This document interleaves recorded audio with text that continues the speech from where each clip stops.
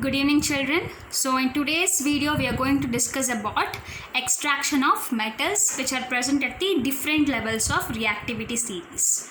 So in the past few videos we discussed about how to enrich the ores. So by that we get a pure ore content, and that ore is subjected into the process of extracting out the metal which is present inside it, right?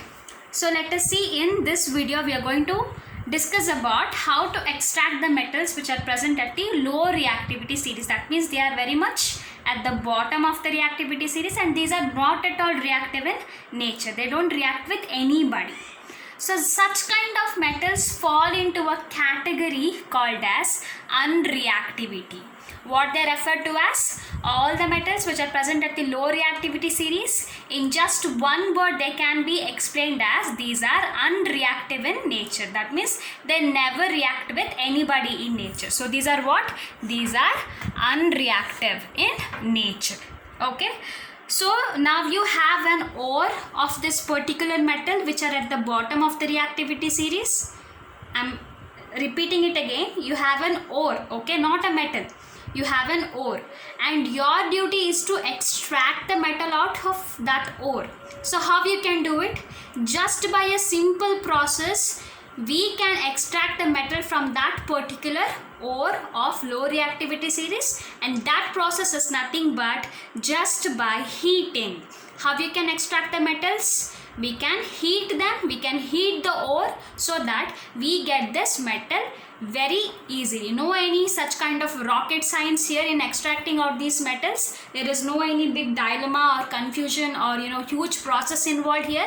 Just by heating the ore we can extract this metals. Okay, so here I have written a simple formula which will be easy for you to remember. So the ore, this is the type or the compound which is found in the nature. These are not that freely available. So the ore which you get in the nature first should be subjected to what? It should be first subjected to heating. Okay, first they are subjected to heating. So what will happen to the ore when it is subjected to heating? This ore gets converted into the form of oxides, or getting converted to the form of oxides. And what I'm going to do, I'm going to continue to heat here. So what will happen to the oxide? The oxide will be converted finally into our desired product, that is metal. Okay, so I have written an example here. I have taken an example of mercury sulfide. Children, what is HgS? That is mercury sulfide, and mercury sulfide is also called as cinnabar. Okay, I'll just write down the spelling here. Please refer for this.